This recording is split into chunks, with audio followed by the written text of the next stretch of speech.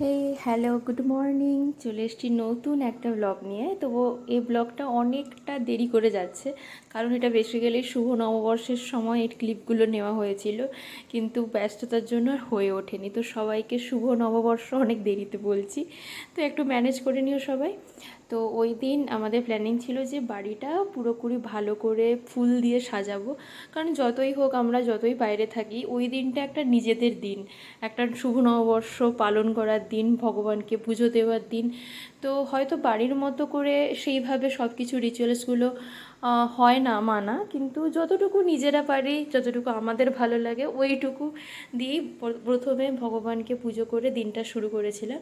তারপরে আমাদের পাশেই একটা বজরংবলী টেম্পল ছিল, তো ওইখানে গেছিলাম পুজো দিতে। তো ওই দিনটা খুব মানে হয় না যে প্রথম দিন, একটা বছরের প্রথম দিন একটা টেম্পল থেকে শুরু করলে একটা পজিটিভ এনার্জি ফিল আসে। তো ওই কারণে এখানে পাশেই ছিল, কারণ আমাদের পরেই একটা প্ল্যানিং ছিল যে ইস্কন যাব। তো ইস্কন ওখানে পুজো দিয়ে তারপর ইস্কনের উদ্দেশ্যে বেরিয়ে পড়েছিলাম। তো দেখো চারিদিকে গাছপালাগুলো কত ফুল দিয়ে কত সুন্দর করে সাজানো, যেন মনে হচ্ছে হ্যাঁ ওরাও উৎসবে মেতে উঠেছে। তো এই করে আমরা ইস্কন পৌঁছেছিলাম, কিন্তু আমাদের পৌঁছতে পৌঁছতে অনেকটাই লেট হয়ে গেছিলো। প্রায় 12:30, মানে 12:30 ক্লোজিং টাইম ছিল, আমরা তার ঠিক 10 মিনিট আগেই পৌঁছেছিলাম। আমরা তো ভেবেছিলাম যে ঢুকতেই পারবো না। আর ঠিক আছে, কপালে থাকলে ভগবানের দর্শন হবে। যাই হোক, আর যদি ক্লোজিং হয়ে যেত তাহলে মানে পুরো ওয়েস্টেজ হয়ে যেত, কারণ আমরা এত দূর থেকে গেছি, যদি ভগবানের দর্শন না পেতাম তাহলে মানে খুব খারাপ লাগতো। যাই হোক, আর ওইখানে পৌঁছেছিলাম, আর সেই সময় যা রোদ ছিল কি বলবো, খুব টেম্পারেচার। তো এই করে মন্দিরের ভেতরে প্রবেশ করছিলাম, তখনও কিন্তু ভালোই মানে ভিড় ছিল। তো এটা ছিল মন্দিরের ভেতরের ভিউ। অ্যাকচুয়াল ভেতরে তো ক্যামেরা করার কোনো অ্যালাউ ছিল না, যতটুকু পারি যখন ক্লোজিং হয়ে গেছিলো তখনই জাস্ট ক্যামেরাটা করেছিলাম।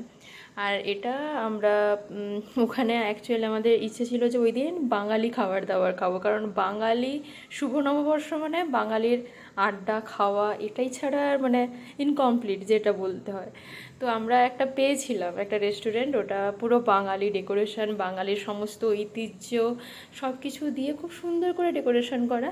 আর সব থেকে ওখানে যেটা ভালো লেগেছে, ওখানে গিয়ে সবাই কত সুন্দর বাংলাতে কথা বলছে। মানে এটা হয় না যে আমরা এখানটায় থাকতে থাকতে না সব সময় ওই ভাষায় শুনতে শুনতে হঠাৎ করে যখন বাংলা ভাষাটা আমরা শুনতে পাই না, মানে যেন একটা মনে চরম শান্তি, একটা তৃপ্তি আসে।